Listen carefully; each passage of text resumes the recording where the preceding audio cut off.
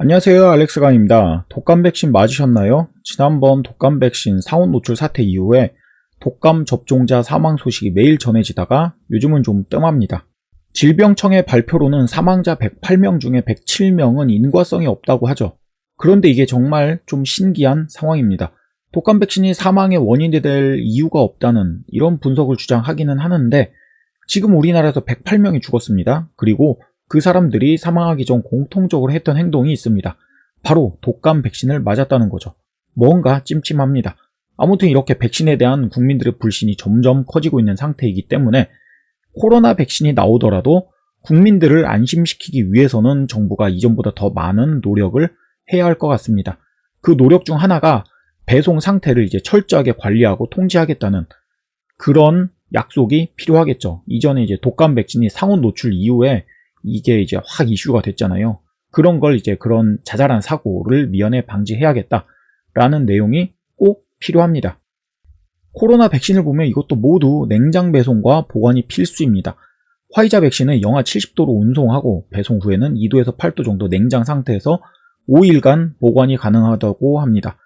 모더나 백신은 영하 20도에서 6개월간 안정적이기 때문에 영하 20도로 배송을 했다가 보관은 또 2도에서 8도 정도 냉장 상태에서 30일간 안정을 유지한다고 합니다. 아스트라제네카 백신은 2도에서 8도 냉장 상태에서 6개월간 운송과 보관이 가능하다고 하는데 아스트라제네카 백신은 요즘 말이 많죠. 아무튼 여기에 이제 냉장 유통 끝판왕인 화이자 백신 영하 70도로 배송을 해야 한다는 이게 쉽지 않습니다. 그리고 말이 영하 70도지 이런 배송 기술을 가지고 있는 데가 흔치 않습니다. 독감 백신보다 더 철저한 냉장 유통이 필요한 게 바로 코로나 백신이죠. 그런데 우리나라에서 용마로지스가 영하 70도로 배송이 가능한 특수 용기와 냉장차를 준비했다는 뉴스가 나왔습니다. 지금 이 순간에 이런 뉴스가 슬슬 나오는 이유가 뭘까요? 용마로지스 대표 입장에서는 차후 백신이 공급되면 용마로지스를 이용해달라라고 하는 언론 플레이, 그러니까 사전 밑밥을 까는 작업, 이런 거일 수도 있고, 아니면 용마로지스와 관련된 주식에 슬슬 호재를 불어넣고 있다가 나중에 이제 한번 빵 띄우기 위한 그런 사전 포석일 수도 있죠.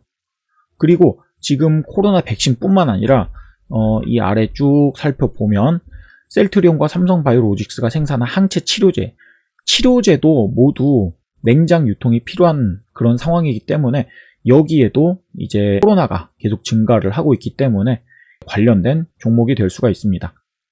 참고로 용마로지스는 동아소시오홀딩스가 100% 지분을 가지고 있는 자회사입니다. 그러니까 백신 냉장 유통과 관련된 종목으로 동아소시오홀딩스가 있는 거죠.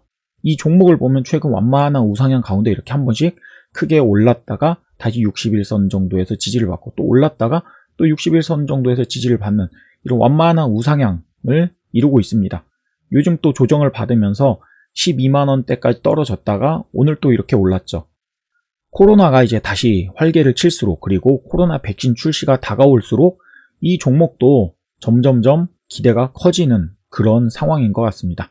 요즘 같은 코로나 상황에 관련된 테마주, 그러니까 직접적인 제약 관련된 테마주가 아니라 운송 배송과 관련된 조금 특이한 그런 종목입니다. 동아소시홀딩스였습니다.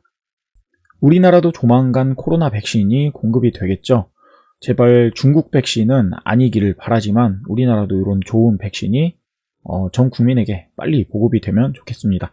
오늘 주식 이야기는 여기까지입니다. 좋은 하루 되세요. 감사합니다.